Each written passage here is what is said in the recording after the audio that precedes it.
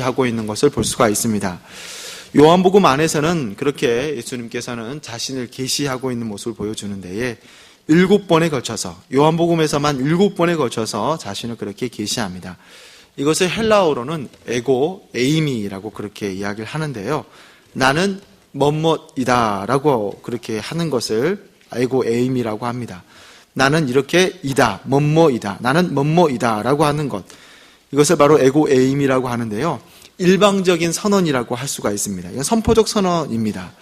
마치 설교할 때 설교자가 복음에 대해서 하나님의 권능을 가지고 선포를 합니다.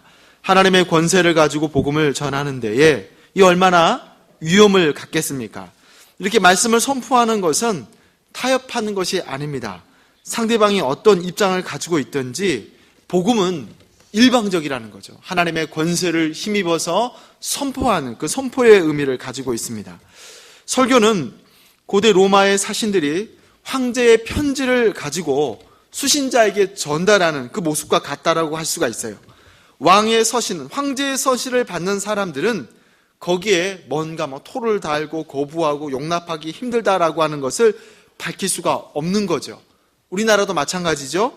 임금이 서신으로 사약을 내린다든지 하면은 어떻습니까? 우리가 그런 드라마 같은 걸 보게 되어지면 사약을 받는 사람이 사약을 받을 때 막 원망하고 막 그렇게 하지 않잖아요. 임금을 향한 그쪽을 향하여서 절을 하고 그렇게 사약을 받는 것들을 보게 됩니다. 왕의 명령은 이렇게 힘이 있다라는 거예요. 사약이라도 그렇게 절을 하고 그렇게 받는 모습들을 봅니다. 어떤 불합리한 것이라도 왕의 명령이기 때문에 일방적으로 수용할 수밖에 없는 것이 바로 왕의 서신, 왕의 편지입니다. 이게 바로 에고 에이미, 예수 그리스도의 하나님의 아들 되심에 대한 일방적인 선포라고 할 수가 있습니다. 그래서 요한복음에서는 나는 생명의 떡이다 라고 그렇게 말씀하고 있고, 나는 세상의 빛이다, 나는 양의 문이다, 나는 선한 목자다, 나는 부활이요 생명이다, 나는 길이요 진리요 생명이다. 오늘 본문에서는 나는 참 포도나무이다 라고 그렇게 7번에 걸쳐서 에고 에이미를 그렇게 선포하고 계십니다. 그렇습니다. 이 에고 에이미는 하나님의 아들 되심에 대한 선포입니다. 그래서 오늘 본문에서는 내가 참 포도나무다라고 그렇게 말씀하고 계시는 거죠. 이런 에고 에이미의 표현은 출애굽기에서도 발견할 수가 있어요. 출애굽기 3장을 보게 되어지면 모세가 이집트의 왕자로 있다가 자신의 혈기로 이집트의 병사를 죽이게 되어지고 그걸 계기로 광야로 도망 나오게 되어집니다. 광야에서 양을 치게 되어지는데 광야에서 양을 치던 모세에게 하나님께서 나타나지요. 하나님께서 어떤 모습으로 나타납니까? 떨기 나무 가운데에서 불로 임하셔서 그렇게 모세에게 자신을 나타내시는데요. 이 떨기 나무라고 하는 것이 광야에서 흔히 발견되어지는 마른 식물인 거예요. 마른 식물.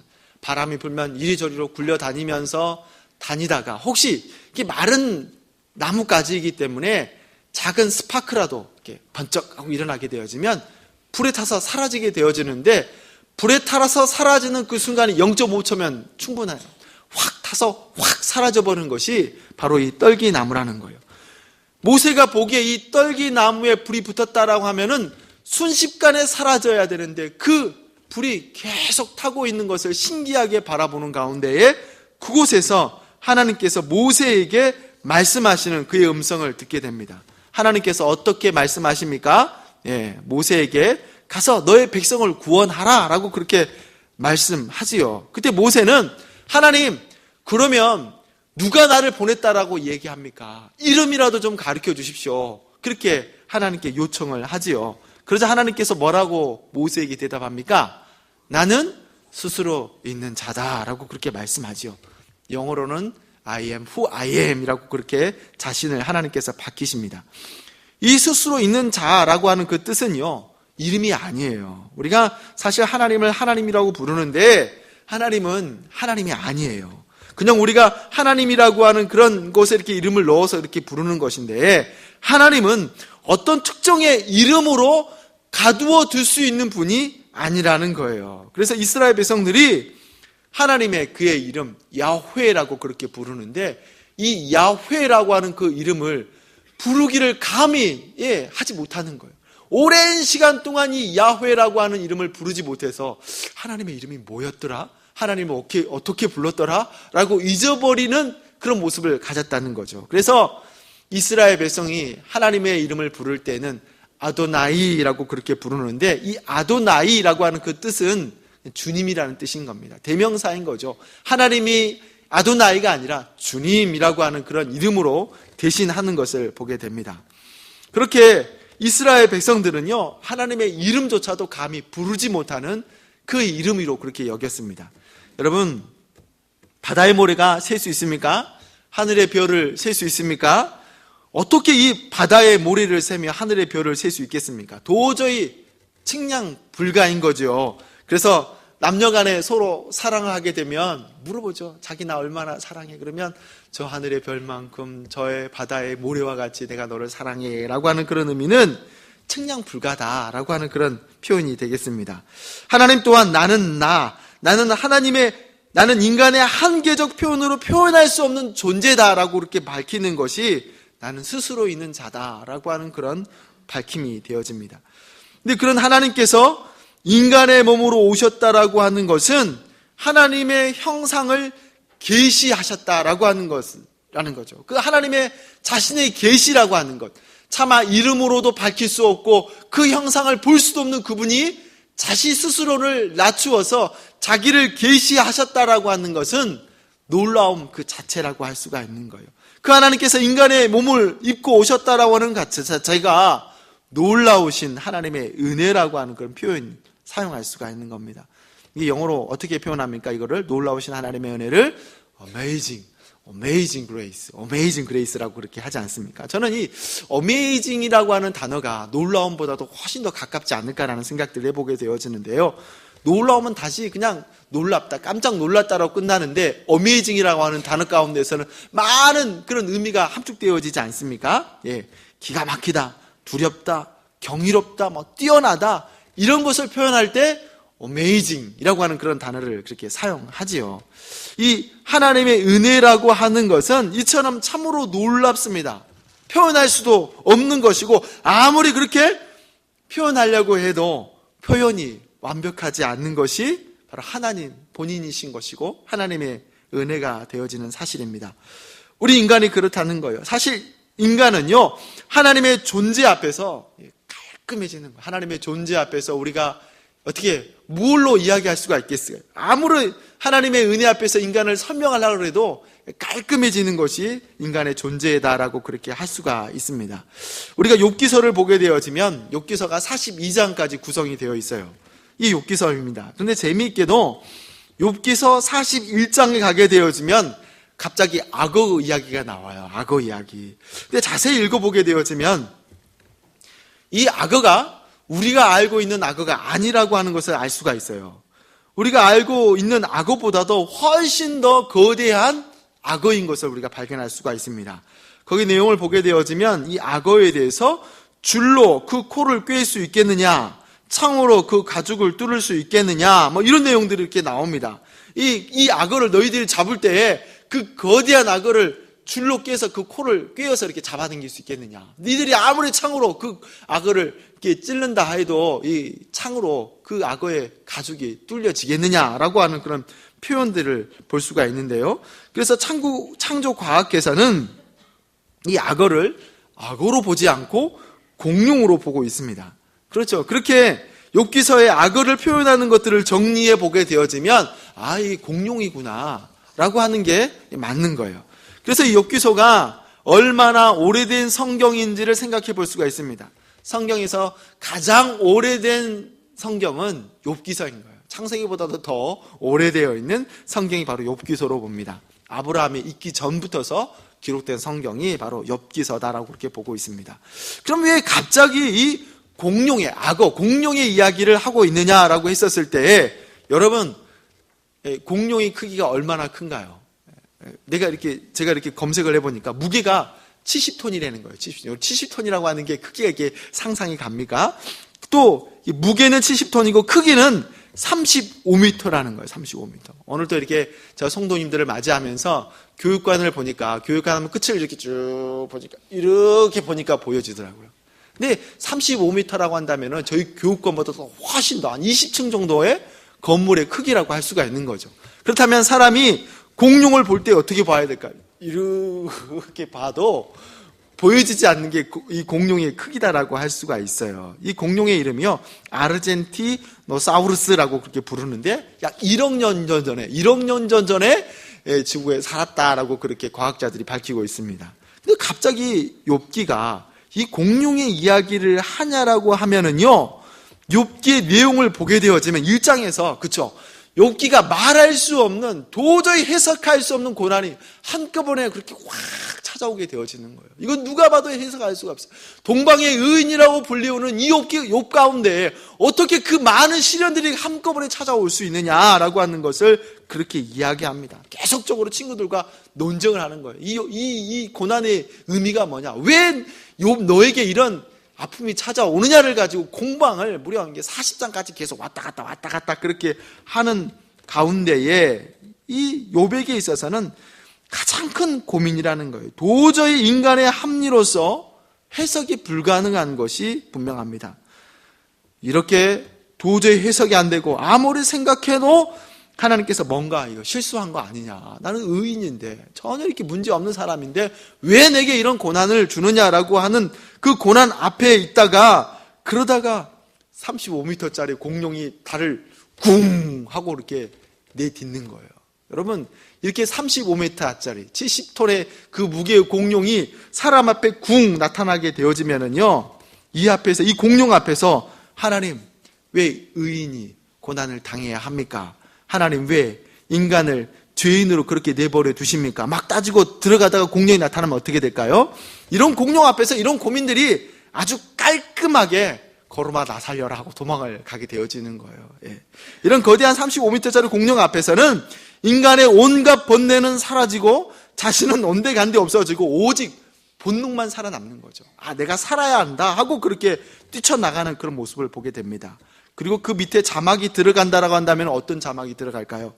이 공룡을 지으신 분이 하나님이시다라고 하는 그런 자막이 밑으로 쭉 지나가게 되어지는 것을 보게 됩니다. 도저히 설명할 수 없고 해석할 수 있는 그런 현상 앞에서 우리는 눈을 들어서 하늘을 봐야 되는 거예요. 그 거대한 구름 앞에서, 저 거대한 우주 앞에서 우리는 너무나도 작은 인간이라고 하는 존재라는 거예요. 우주 앞에 인간이란 너무나 작고 연약한 존재인 것이 발견하게 되어집니다. 제가 언젠가는 현미경으로 바늘 끝을 이렇게 본 적이 있어요. 이 바늘 끝에 뭐가 있냐고 하냐면은요, 거기에 수만 마리의 대장균들이 바글바글 하는데, 여러분, 이 대장균들이 이 바늘 끝을 어떻게 생각할까요? 거대한 운동장처럼 그렇게 여길 겁니다. 그런데 여러분 어떻겠습니까? 하나님 앞에서 인간은요, 너무나도 작은 존재인 거예요.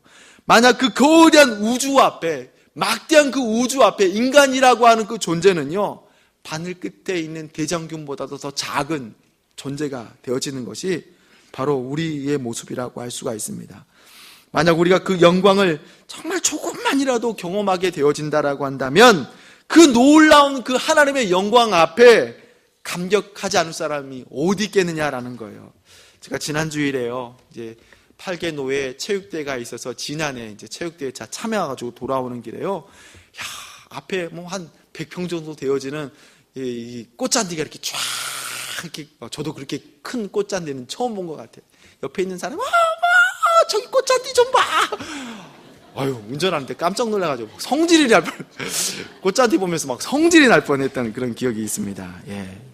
곧 있으면 담양에 대축제도 하고요, 우리 벚꽃 축제도 이렇게 마쳤긴 했었지만, 이런 모든 삼남만사의 모든 아름다움을 봤었을 때에 이 모든 것을 지으신 이가 하나님이시고 자라나게 하시는 분이 하나님이시다라고 하는 것을 발견할 수가 있는 거예요.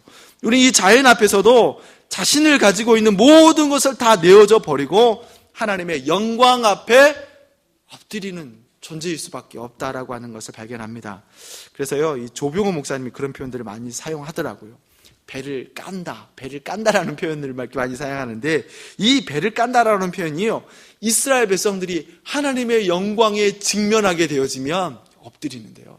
그냥 무릎 꿇고 이렇게 그런 게 아니에요. 엎드리는 거예요. 팔을 뒤로 위로 쭉 뻗으면서 그냥 그 자리에 납작 이렇게 엎드리는 모습을 보이게 됩니다. 하나님의 영광을 볼 때 나는 주님은 흙입니다. 일자 말할 수 없는 작고 연약한 존재 흙입니다라고 하는 그런 표현을 사용하게 되어지는 거예요. 그래서 모세는 그 하나님의 영광, 말할 수 없는 그 엄청난 하나님의 영광을, 하나님 다시 또 제가 그 경험하고 싶습니다. 하나님 그 영광을 조금만이라도 다시 나에게 보여주십시오라고 그렇게 하나님 앞에 호소하는 그런 모습들을 보게 됩니다. 그런 하나님의 형상이신 예수님께서 오늘 내가 참 포도나무다라고 그렇게 본인을 계시하고 있는 거예요. 밝히고 있는 겁니다. 여러분, 내가 참 포도나무다라고 하는 표현에 우리에게 있어서 너무나 감개무량한 그 말씀이 되어지는 거예요. 예수님께서 포도나무가 되어지는 것은요, 절대 단 1%라도 예수님 자신을 위한 게 아닌 거지요. 내가 포도나무가 되어지는 것은 100% 예수님을 위한 것이 아니라 오늘 이 자리에서 예배하는 저와 여러분을 향한 하나님의 은혜인 거고 하나님의 감격이 되어지는 거죠. 천지를 지으시고 우주 만물을 운행하시는 그 이름조차도 인간의 이념과 생각 안에 놓을 수 없는 그분께서 에고 에임이 되신다는 것, 포도나무가 되어지신다라고 하는 것, 죽을 수밖에 없는 인류를 위한 하나님의 자신의 비하가 되어지는 거죠. 자녀를 길러보신 분들은 그렇습니다. 아이가 태어나면요, 얼마나 예쁜지 몰라요. 예쁘잖아요. 너무 예쁘잖아요. 그래서 그 아이는요, 또 다른 내가 되는 거죠. 그렇죠?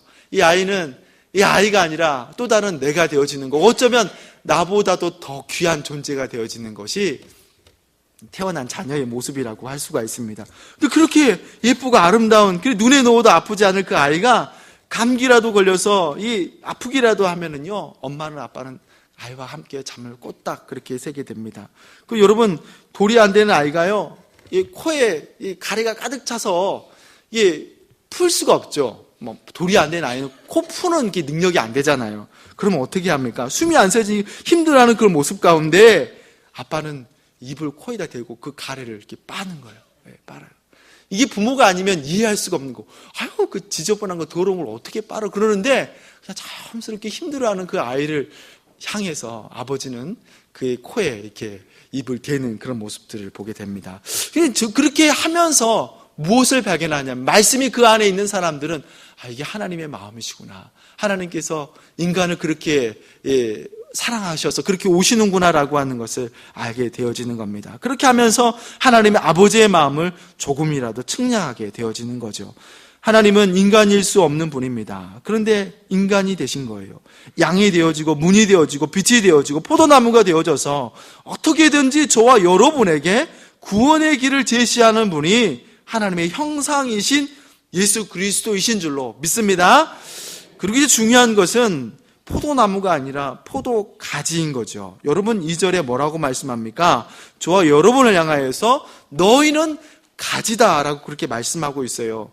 예수님이 포도나무시고 그리고 저와 여러분을 향하여서 포도나무에 붙어있는 가지다라고 그렇게 말씀하고 있는데요. 여러분, 이 가지가 포도나무에 붙어 있어야지 열매가 맺습니다. 제가 이 본문을 가지고 금요일에 말씀을 전하게 되었는데, 제가 포도를 좋아해요. 근데 이 수입한 포도보다 그래도 국산 포도가 좋죠. 신토부리 해가지고 포도가 참 맛있어요. 그래서 제가 포도가 나는 그 계절, 저는 가을로 알고 있는데 아내가 여름이라고 그렇게 얘기하더라고요. 근데 어쨌든 이게 포도가 열어지면 또 가을이 시작되지요. 그래서 포도를 먹으면서 이 가을을 기다리는, 그것 때문에 제가 가을을 이렇게 좋아했다라는 생각들을 해보게 돼요. 제가 영등포 물레동에서 3년 동안 이렇게 사역을 그렇게 하게 되어졌는데, 이 동네가 좀 그런 동네였어요. 이 영등포 물레동이 철 공장이 많습니다. 철을 이렇게 깎아서 이렇게 기계를 만드는 그런 도시였어서 철먼지가 굉장히 많이 나는, 그래서 철먼지에다가 또 이렇게 차량 그런 매연 때문에 얼마나 참 힘든 시간이었는지 모릅니다. 그런데 이 영등포 물레동에 있는 영문교회 입구에는요, 포도나무가 있어요. 근데 이 포도나무가 그 험악한 환경에도 그렇죠. 이 포도나무가 가을, 겨울이 되면 이렇게 잎이 다 떨어지고 앙상한 가지만 남지 않습니까? 야, 여기에 무슨 이파리가 자랄 수 있을까라는데 신기하게도 그 열악한 매연이 가득한 그곳에 7월, 8월 되면 이파리가 이렇게 자라나고 10월이 되면 포도의 열매가 이렇게 주렁주렁 열리는 것들을 보게 됩니다. 근데 이 포도나무를 보면서 제가 무슨 생각을 하냐면요.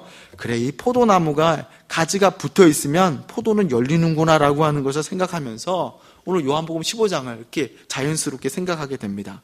오늘 교회를 다니면서 우리가 얼마나 많은 상처도 받고 어려움이 있는지 몰라요. 어떤 분은요, 지난 교회에 이제 제가 교회 다니겠습니다라고 등록을 해가지고 그날 상처받고 그 다음 날부터 교회 안 다니시는 그런 분도 있고요. 어떤 분들은 목사님하고 인사하는데 목사님이 자기를 아는 척 안 했다고, 그러기가 힘든데 그런 것 때문에 상처를 굉장히 디테일하게 이런 걸 가지고 상처를 받는 분들이 있는 것들을 보게 됩니다.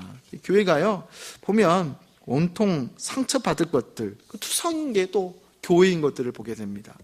어떤 분들은 그런 얘기를 해요.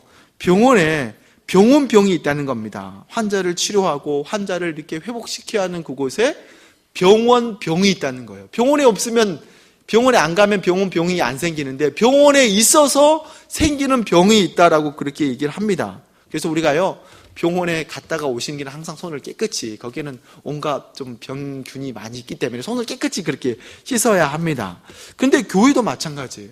교회에도 교회에 병이 있다는 겁니다. 교회 안 다니면 이런저런 상처 받아 않을 것인데 교회에 다니기 때문에 생기는 병이 있다는 거예요. 그래서 어떤 사람은 내가 이러려고 교회를 다니는가 라고 한다는 겁니다. 내가 이렇게 무시받으려고 교회를 다니나 라고 그렇게 한다는 겁니다. 관계하다 보면 그렇게 상처를 받습니다. 교회 안에서도 받고 교회 다닌다고 주변 사람들이 그렇게 상처를 주기도 하고 그렇습니다. 근데 분명한 것은요, 장차 받을 영광에 비하면 여러분 이런 상처가 아무것도 아닌 줄로 믿습니다. 로마서 8장 18절에 이렇게 말씀합니다. 생각컨대 형제의 고난은 장차 우리에게 나타날 영광과 좋게 비교할 수 없도다 라고 그렇게 로마서의 8장 18절에 말씀하고 있습니다. 그렇습니다. 우리가 가지는 그 신앙, 우리가 믿는 믿음으로 우리는 하나님의 영광에 참여할 것인데 우리가 당하는 고난에 감히 비교할 수 없는 그 영광이다라고 그렇게 로마서에게 우리에게 약속하고 있습니다. 그렇기 때문에 우리는 포도나무에 붙어있는 가지가 되어야 되는 거예요. 어떤 아픔이 있고 어떤 상처가 있다 하더라도요, 가지가 포도나무에 붙어 있어야 하는 겁니다. 그렇게 붙어 있게 되어지면 주님께서 열매를 맺도록 하실 줄로 믿습니다. 그렇게 붙어 있으면 자라나게 하실 분이 하나님이신 줄로 믿습니다. 오늘 2절의 말씀을 같이 한번 한 목소리로 읽을까요? 2절의 말씀입니다. 시작. 과실을 맺지 아니하는 가지는 아버지께서 이를 제하여 버리시고 무릇 과실을 맺는 자는 더 과실을 맺게 하려 하여 이를 깨끗게 하시느니라. 아멘. 2절 중반절에 뭐라고 말씀하고 있습니까? 아버지께서 이를 제하여 버리시고 무릇 과실을 맺는 가지는 더 과실을 맺게 하려 하여라고 그렇게 말씀하고 있습니다. 우리가 끝까지 가지에 붙어있게 되어진다라고 한다면은 하나님께서 그의 환경들을 조성하실 것이다라고 말씀하고 있어요. 우리를 괴롭게 하고 힘들게 했던 그런 잔 가지들을 다 쳐줄 것이다라고 하는 것을 말씀하고 있습니다. 그래서 중요한 게 뭐예요? 붙어있는 게, 어떻게든지 붙어있는 게 중요한 겁니다. 붙어있게 되어지면 하나님께서 우리를 높여주실 줄로 믿습니다. 여러분, 이 포도나무를 다들 한 번쯤 보실 줄로 압니다. 이 포도나무가요, 넝쿨로 되어 있어서 이렇게 가만 놔두면은요, 밑으로 다 이렇게 깔아 앉아요. 바닥으로 이렇게 줄기가 퍼져나가는 것들을 보게 됩니다. 그렇게 되면요, 포도가 좋은 포도가 될 수가 없어요. 어느 포도는요, 땅에 닿아서 한쪽 부분만 있고 한쪽 부분은 있지 않는 그런 포도가 되어지고, 혹시 웅덩이라도 물이 있는 곳에 이렇게 포도가 있게 되어지면 포도는 이렇게 썩어가지 않겠습니까? 그럼 어떻게 해야 되는 거예요? 넝굴을 이렇게 올려줘야 되는 거겠습니다. 우리나라도 보게 되면 포도나무가 이렇게 다른 가지를 타고 올라갈 수 있도록 이렇게 뭐 철조망 같은 것도 쳐주기도 하고 가지를 이렇게 놔둬가지고 이 포도가 잘 자랄 수 있도록 해주는 것들을 보게 됩니다. 오늘 본문이 그런 모습이라는 거예요. 포도 농장의 주인 되신 하나님께서 포도가 잘 자랄 수 있도록 가지를, 저와 여러분을 높여주시겠다라고 그렇게 말씀하고 있어요. 포도가 잘 영양분을 받을 수 있도록 필요 없는 가지도 쳐주고 그렇게 높여줘서 열매, 포도를 잘 맺을 수 있도록 그렇게 하겠다라고 그렇게 말씀하고 있습니다. 그래서 중요한 것은 포도가 포도나무에 붙어있는 것이 중요합니다. 아무튼간 붙어있게 되어지면 주님께서 환경을 조성하실 줄로 믿습니다. 견디는 게 중요한 거예요. 오래 참는 게 중요한 겁니다. 하나님의 때를 기다리면서 주님께 붙어있는 저와 여러분이 되시길 주님의 이름으로 축원합니다. 아멘. 그리고 또 중요한 것이 5절인 거죠. 예수님께서 5절을 통하여서 예수님과 우리의 관계를 잘 표현해주고 계십니다. 5절의 말씀을 같이 한번 읽어볼까요? 시작. 나는 포도나무요, 저가 내 안에 내가 저 안에 있으면 이 사람은 과실을 많이 맺나니 나를 떠나서는 너희가 아무것도 할 수 없음이라. 아멘. 예수님께서 우리와 예수님과 관계를 설명할 때 저가 내 안에 내가 저 안에라고 그렇게 말씀하고 계십니다. 여러분, 어떤 분은 이 본문을 가지고 그리스도인들이 예수 그리스도를 믿는 순간 신인 하빌의 경지이다라고 그렇게 얘기를 해요. 신인 하빌의 경지. 보통 사람들이요, 신인 하빌의 경지, 신의 경지에 이르기까지는 산속에서 15년에서 20년 정도는 돌을 이렇게 닦아야지만이 이 신인 하빌의 경지에 이를 수 있다라고 그렇게 얘기를 하는데요. 우리 예수 그리스도를 믿는 사람들은 믿는 순간 주님께서 성령으로 우리 안에 임하셔서 주님과 함께 하게 하실 줄로 믿습니다. 그렇다면 이 저가 내 안에 내가 저 안에라고 하는 말씀의 의미는 어떤 의미인가?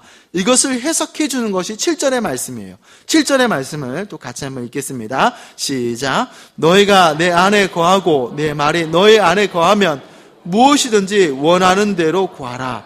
그리하면 이루리라. 아멘. 예수님께서 내 말이 너희 안에 거하면이라고 말씀하고 있습니다. 그렇습니다. 우리가 말씀을 묵상하는데 그 묵상하는 말씀이 우리 안에 거하시게 되어지면이라고 그렇게 말씀하고 있어요. 이걸 또 더 보충하는 것이 10절의 말씀입니다. 10절의 말씀도 그래야 한번 같이 한번 읽겠습니다. 시작. 같이 너희도 내 계명을 지키면 내 사랑 안에 거하리라. 아멘. 예수님께서 10절의 말씀을 통하여서 아버지의 계명을 지켜 그 사랑 안에 거하는 곳이라고 그렇게 말씀하고 있습니다. 그렇습니다. 하나님의 말씀이 우리 안에, 내 안에 자리 잡는 것, 우리 마음 안에 자리 잡는 것, 이게 바로 내가 그 안에, 그가 내 안에라고 하는 그런 말씀의 의미가 되어지는 거예요.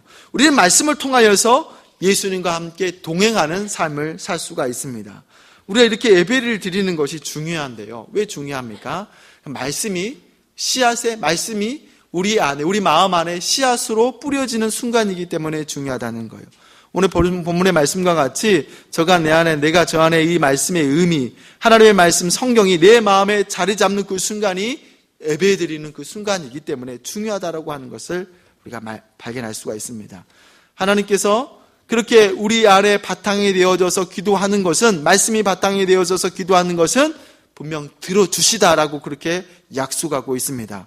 우리 이렇게 예배를 드림으로 하나님의 말씀에 마음의 밭에 그렇게 떨어지게 됩니다. 그렇다고 한다면 이렇게 떨어진 말씀이 뿌리가 내려져서 잘 자라도록 그렇게 해줘야 되는 거예요. 그래서 씨앗이 자라도록 환경을 조성해 줘야 합니다. 여러분, 씨앗이 자라려고 한다면은요, 물도 줘야 되는 거고 창문도 열어서 환기를 시켜줘야 되는 거예요. 그리고 햇볕이 잘 드는 그런 창가에 두는 것이, 그것이 바로 뿌린 씨가 잘 자라나게 하는 방법인 거지요. 그런데 이렇게 뿌려진 씨앗에 전혀 관심을 두지 않고 있다라고 한다면은요, 아무리 좋은 씨앗이더라도 10년이 지나고 20년이 지나도 씨앗은 채로 그렇게 남게 되어지는 거예요. 씨앗이 자라날 수 있도록 그렇게 해줘야 합니다. 아무리 씨앗이, 좋은 씨앗이 내려 있다라도 씨앗인 채로 있다라고 한다면은요, 어떤 열매도 맺을 수가 없는 거예요. 자라도록 그렇게 해줘야 합니다. 이렇게 잘 자라도록 기도도 하고 말씀도 있고 찬양도 그렇게 계속 해줘야 하는 거예요. 기도할 때 씨앗은 뿌리를 내리고 말씀을 계속 읽을 때에 영양분이 그렇게 공급이 되어지는 것이고, 찬양할 때 햇빛이 잘 들도록 그렇게 창가에 내두는 그런 모습이 되어지는 거예요. 어느 우리에게 뿌려진 씨앗이 잘 자라도록 그렇게 해줘야 하겠습니다. 하나님께서 역사하도록 그렇게 해줄 수 있도록 해야 하겠습니다. 우리가 하나님과 함께하기 위해서는 너무 중요한 것, 그것은 바로 말씀을 가까이 되는 거예요. 말씀이 우리 마음 가운데 거하게 하는 것이 너무 중요합니다. 제가 지난주에 새벽까지 열왕기상의 말씀을 읽고 기도하는 가운데 있었어요. 우리가 구약 성경을 자세하게 살펴보게 되었으면 구약 성경이 과연 신약의 그림자다라고 하는 것들을 그렇게 발견할 수가 있어요. 구약 성경의 그 상징적인 것이 신약에 실제로 그렇게 나타나여지는 것을 볼 수가 있습니다. 그래서 우리가 출애굽기에 이스라엘 백성들이 성막을 만들고요, 열왕기상에 들어가게 되어지면 솔로몬에 의해서 성전을 짓는 것들을 보게 되어져요. 중요한 것은 성막이 중요한 게 아니라 성전이 중요한 게 아닙니다. 솔로몬이 7년씩 공들여서 만든 성전이 중요한 것이 아니에요.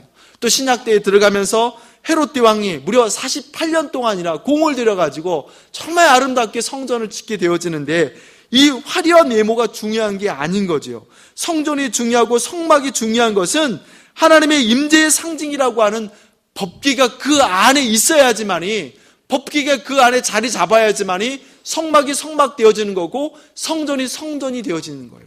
그러면 이건 법궤에 무엇이 들어있습니까? 여러분들 잘 아시는 것처럼 아론의 쌍난 지팡이가 들어있죠. 만나의 항아리가 들어있죠. 만나가 들어있는 항아리가 들어있죠. 그런데 그 가운데 또 십계명 두 돌판이 들어있습니다. 이 만나가 든 항아리, 아론의 쌍난 지팡이는요, 열왕기 8장에 보게 되어지면 사라졌다라고 이렇게 말씀하고 있어요. 한번 본문을 찾아서 한번 읽어보겠는데요, 열왕기상 8장 9절의 말씀 한번 같이 한번 읽어볼까요? 시작.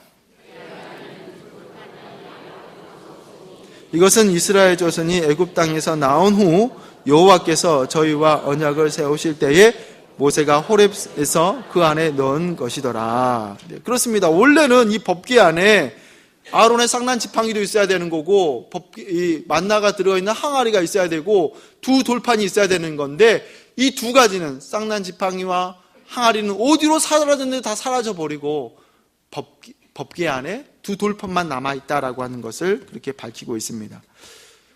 이 쌍난 지팡이와 만나를 담은 항아리는요, 하나님 앞에서 죄 가운데 만들어진 그 작품인 거예요. 여러분, 아론의 쌍난 지팡이는요, 고라의 반역 때에 하나님께서 모세와 아론에게 반역했던 고라 자손들을 땅속에 다 집어 넣어버립니다. 그리고 그 가운데 흘러나오는 원망을 잠재우기 위해서 각 지파별로 12개의 지팡이를 갖다 두는 데에 아론의 지팡이에서만 싹이 나는 그런 모습을 보여주고, 또 항아리도 마찬가지죠. 이스라엘 백성들이 광야로 나갔는데 먹을 것이 없어서 하나님께 원망하고 했었을 때 하나님께서는 하늘에서 신령한 만나를 내리게 되어지는 그런 모습을 보게 됩니다. 이게 초자연적인 것이죠. 어떻게 지팡이에서 싹이 날 수가 있겠고, 어떻게 하늘에서 먹을 게 내릴 수가 있겠습니까? 우리의 신앙도 마찬가지인 거예요. 많은 사람들이 이적을 따라서 신앙생활하는 사람들이 있어요. 이 교회에 가니까, 여기에 가니까 초자연적인 것이 나타났다고, 누가 치료하는 능력을 보였다라고 하면서 거기에 쫓아다니는 게 아니라는 거예요. 말씀 조심, 하나님께서 주시는 그 말씀을 묵상하는 가운데 하나님께서는 우리로 하여금 성전 되게 하실 줄로 믿습니다. 교회 되게 하실 줄로 믿습니다. 말씀으로 바탕이 두어야 되는 거예요. 우리가 말씀을 잘 알아야 합니다. 말씀을 아는 척 하기 위해서 말씀을 잘 알아야 되는 것이 아니라, 말씀이 어떻게 살라고 하는 것을 알려주기 때문에 말씀을 잘 알아야 합니다. 자, 지난주에도 말씀해 드렸던 것처럼 성경은 두 가지 요약인 거예요. 하나님 사랑, 이웃 사랑. 이것을 말씀하는 것이 성경인 겁니다. 그래서 하나님의 말씀 안에 있는 사람은 사랑할 수밖에 없는 거죠. 섬길 수밖에 없는 겁니다.